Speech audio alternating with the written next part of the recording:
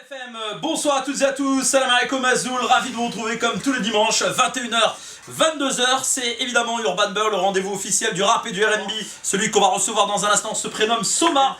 Alors Soma, tu es d'origine d'où? Je suis originaire d'Aulnay-sous-Bois, ouais. le quartier des Étangs. D'accord. J'ai grandi là-bas, donc voilà, tu vois. On pourrait te classer dans quelle catégorie de rappeur? Alors est-ce qu'on peut dire que t'es un rappeur plutôt hardcore, un rappeur engagé, plutôt... Moi je pense plus, déjà je suis artiste. Tu vois, après j'aime pas les catégories, mais si tu es dans une catégorie, tantôt je chante, tantôt des fois il m'arrive un petit peu de faire du rap, sachant que j'ai commencé par le rap. C'est pas que j'ai pas 20 ans, on va dire. Ouais. Je suis pas non plus un vieux, mais voilà, j'estime grandir avec ma musique et donc à prendre notre maturité avec le temps, quoi.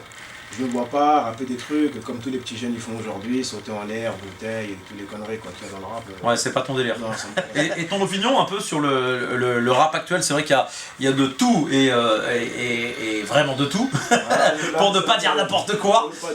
Voilà, exactement. Quels sont les 2-3 rappeurs qui te font kiffer en ce moment, par exemple? Les 2-3 rappeurs qui me font français, kiffer, hein. Français en plus.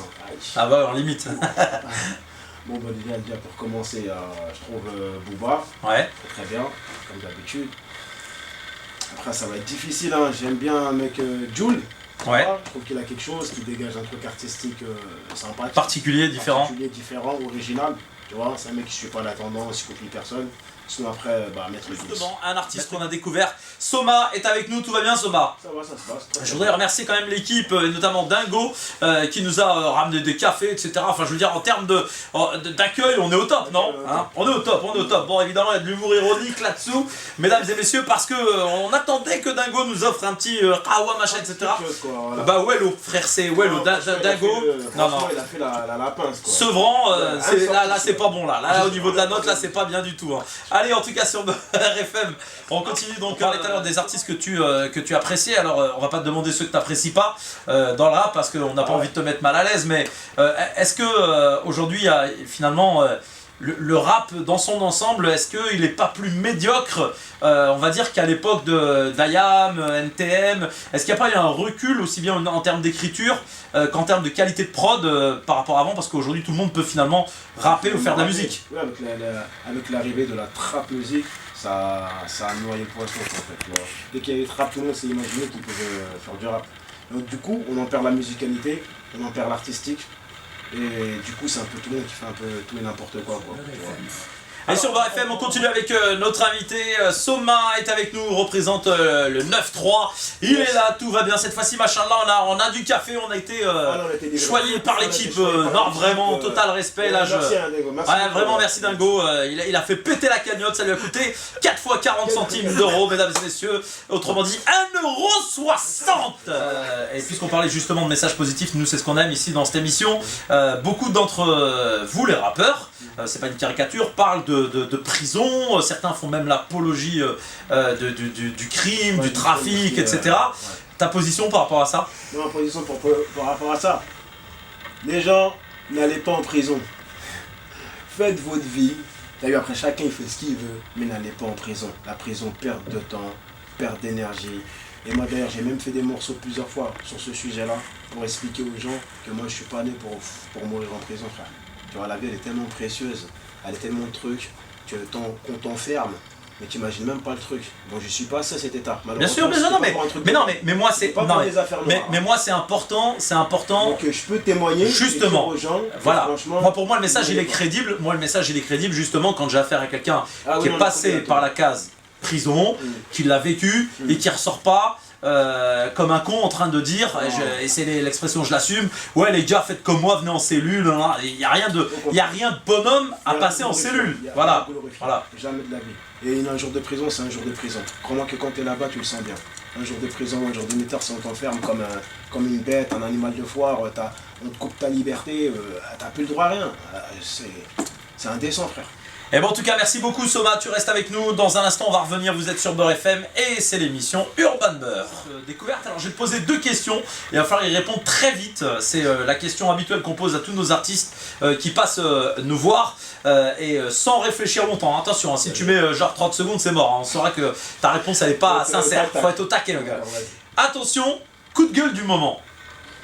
Mon coup de gueule du moment, je suis en colère contre le rap. en colère contre le rap et les gens qui sont devant, c'est-à-dire les grandes stars qui font pas assez. Je trouve des grandes stars, je ne vais pas préciser des noms, c'est des grands égoïstes. Ils prétendent aider la banlieue, aider ceci, cela, mais c'est des gens qui pensent qu'à leur poire. Voilà. C'est-à-dire? Ah ben ils se reconnaîtront, je pense. J'ai même pas envie de balancer des noms, mais moi, pour moi, tous ceux qui sont devant, les grands, c'est des crevats. Il y a trop d'imposture. Les gens ne connaissent pas la vérité. Donc voilà quoi. Bon. Je colère comme ça, mon coup de gueule, c'est ça. Et ben voilà, Soma donc qui partage ce coup de gueule avec nous. À mon avis, ça va tourner hein, ce coup de gueule. Hein. Et maintenant, on va passer à quelque chose de beaucoup plus positif, le coup de cœur du moment. Le coup de cœur du moment. Ça peut être n'importe quoi, un sport, ce que tu veux. Ah là là, c'est un peu difficile, le coup de cœur du moment. On peut te laisser réfléchir là, c'est pas grave.